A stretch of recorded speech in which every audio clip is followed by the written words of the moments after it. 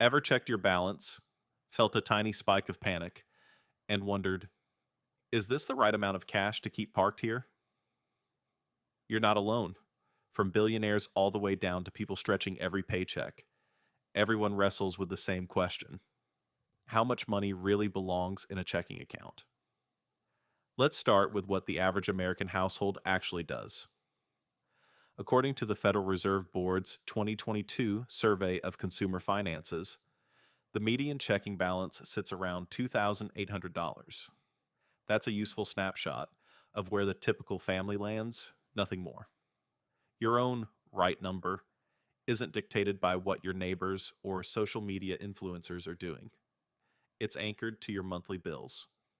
Most financial planners aim for a sweet spot buffer, 1 to 2 months of living expenses. If your rent, groceries, utilities, loan payments, and streaming services add up to $5,000 a month, you want that same 5 grand, ideally even 10, anchored in checking. With that cushion, automatic debits clear without drama. Surprise card swipes don't plunge you into overdraft hell, and you sleep better knowing a single forgotten bill won't flip your account into the red. A money management app like Simplify can track those in and outflows for you, flagging how fat or thin your buffer really is. But keeping too much in checking is a silent leak. Most checking accounts pay little or no interest, and inflation steadily shaves off what your dollars can buy.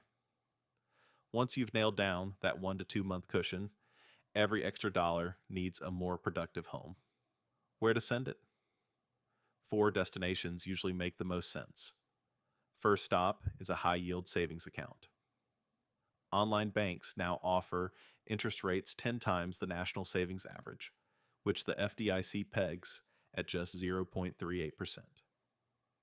High yield savings absorb life's bigger potholes: new tires, vet bills, sudden job loss, while quietly earning north of 4%. Your future self will thank you during the next wallet on fire emergency. Next comes the certificate of deposit. Think of a CD as a savings account with a do not open until date in exchange for a higher yield. Planning a wedding deposit in 18 months or a tuition payment in 3 years. Lock the cash into a CD that matches that timeline, harvest the extra interest, and avoid the temptation to raid the funds early. If flexibility matters, no penalty CDs let you yank the money out without fines, though you trade away a bit of rate. Third option, the money market account, a kind of hybrid that pays savings level interest, but still lets you write checks or swipe a linked debit card. They're perfect for people who keep a chunky balance and need occasional access for big expenses, say property taxes or a kitchen remodel, without moving funds through multiple accounts. Just watch the fine print. Many MMAs require a high minimum balance to unlock their best rates and limit the number of withdrawals each month. Finally, look past plain cash vehicles and grow wealth for the long haul through investments. After the checking buffer and emergency savings are squared away, root surplus dollars into tax advantage retirement plans like a 401k or IRA, or if you're saving for a child's education, a 529 plan. For broader goals, buying rental property, building a stock portfolio, even dabbling in index funds or ETFs, a regular brokerage account does the job. Here's the big picture in one breath. Keep enough in checking to cover every bill that could possibly hit in the next 30 to 60 days, plus a little wiggle room. Shuttle anything extra to a high-yield savings account until your emergency fund feels bulletproof.